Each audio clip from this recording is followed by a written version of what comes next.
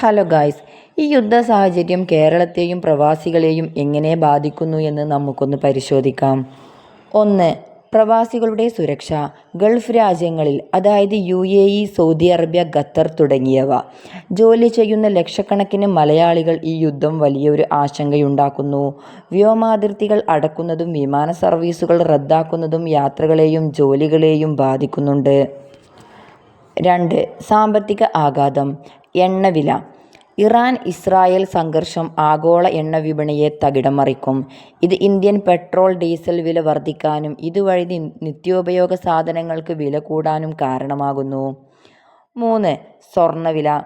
സുരക്ഷിത നിക്ഷേപം എന്ന നിലയിൽ ലോകമെമ്പാടുമുള്ള ആളുകൾ സ്വർണ്ണത്തിലേക്ക് തിരിയുന്നതിനാൽ സ്വർണ്ണവില കുതിച്ച് ഉയരുകയാണ്.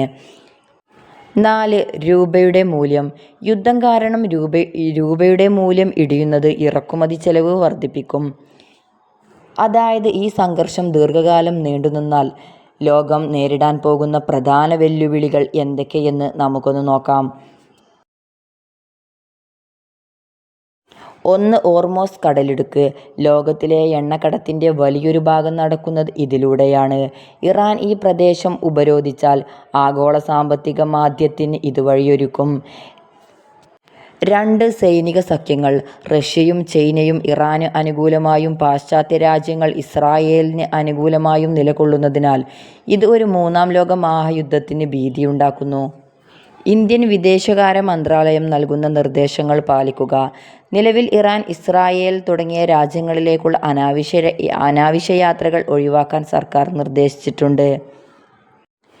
നിലവിലെ ഇസ്രായേൽ-ഇറാൻ സംഘർഷം നമുക്കൊന്ന് വിവരിക്കാം.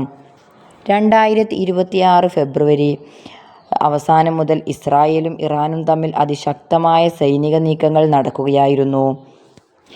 ഇറാന്റെ ആണവ പദ്ധതികളും ബാലിസ്റ്റിക് മിസൈൽ കേന്ദ്രങ്ങളും ലക്ഷ്യമിട്ട് ഇസ്രായേൽ വലിയ തോതിലുള്ള വ്യോമാക്രമണം നടത്തി. ടെഹ്റാനിലെ പ്രധാന കേന്ദ്രങ്ങളിൽ സ്ഫോടനങ്ങൾ റിപ്പോർട്ട് ചെയ്യപ്പെട്ടു. ഇതിന് മറുപടിയായി ഇറാൻ ഇസ്രായേലിലെ സൈനിക കേന്ദ്രങ്ങളിലേക്കും ഗൾഫ് മേഖലയിലെ US കപ്പലുകൾക്ക് നേരെയും മിസൈൽ ട്രോൾ ആക്രമണങ്ങൾ നടത്തി. അമേരിക്കൻ പ്രസിഡന്റ് ഡൊണാൾഡ് ട്രംപിൻ്റെ നേതൃത്വത്തിൽ US സൈന്യം ഇസ്രായേലിന് പിന്തുണയുമായി രംഗത്തുണ്ട്. എന്നാൽ ഇതൊരു ഭരണമാറ്റത്തിനുള്ള യുദ്ധമല്ല എന്നാണ് US പ്രതിരോധ മന്ത്രാലയം വ്യക്തമാക്കുന്നത്.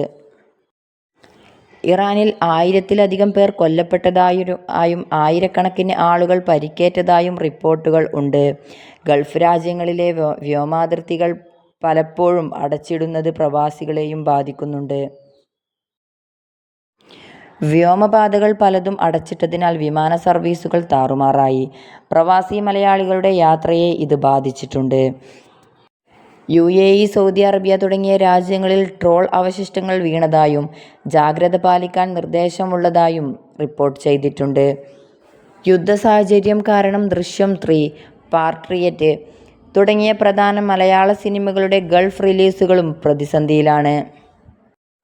സർവീസുകൾ റദ്ദാക്കി. ഇസ്രായേൽ, ഇറാൻ എന്നിവിടങ്ങളിലേക്കും തിരിച്ചുള്ള സർവീസുകൾ പൂർണ്ണമായും നിലച്ചു. ജോർദാൻ, ഇറാഖ്, സിറിയ തുടങ്ങിയ രാജ്യങ്ങളുടെ വ്യോമപാതകളും നിയന്ത്രണത്തിലാണ്. ടിക്കറ്റ് നിരക്ക്. വിമാനങ്ങൾ വഴിതിരിച്ചുവിടുന്നത് കാരണം യാത്രാസമയം കൂടുകയും ടിക്കറ്റ് നിരക്കുകൾ കുത്തനെ ഉയരുകയും ചെയ്തു.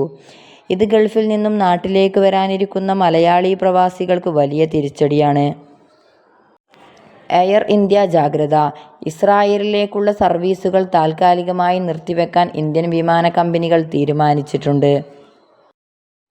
മിസൈൽ ഭീഷണി. ഇറാൻ ഇസ്രായേലിനെ ലക്ഷ്യം വെച്ച് വിടുന്ന മിസൈലുകൾ തടയാൻ ശ്രമിക്കുമ്പോൾ അവയുടെ അവശിഷ്ടങ്ങൾ അയൽ രാജ്യങ്ങളിൽ വീഴാനുള്ള സാധ്യതയുണ്ട്. കഴിഞ്ഞ ദിവസങ്ങളിൽ ജോർദാനിലും മറ്റും ഇതുപോലെ ഉണ്ടായിട്ടുണ്ട്. എംബസികൾ പ്രവാസികളോട് അതീവ ജാഗ്രത പാലിക്കാനും അത്യാവശ്യമില്ലാതെ യാത്രകൾ ഒഴിവാക്കാനും നിർദ്ദേശിച്ചിട്ടുണ്ട്. യുദ്ധം നീണ്ടുപോയാൽ ഗൾഫ് രാജ്യങ്ങളിലെ വിപണിയെയും നിർമ്മാണ മേഖലയെയും ബാധിച്ചേക്കാം. എണ്ണവില ഉയരുന്നത് ലോകമെമ്പാടും വിലക്കയറ്റത്തിന് കാരണമാകും. സപ്പോർട്ട് ചെയ്യാത്ത കൂട്ടുകാർ സപ്പോർട്ട് ചെയ്യണേ. നിങ്ങളുടെ വിലയേറിയ അഭിപ്രായങ്ങൾ കമൻറ്റ്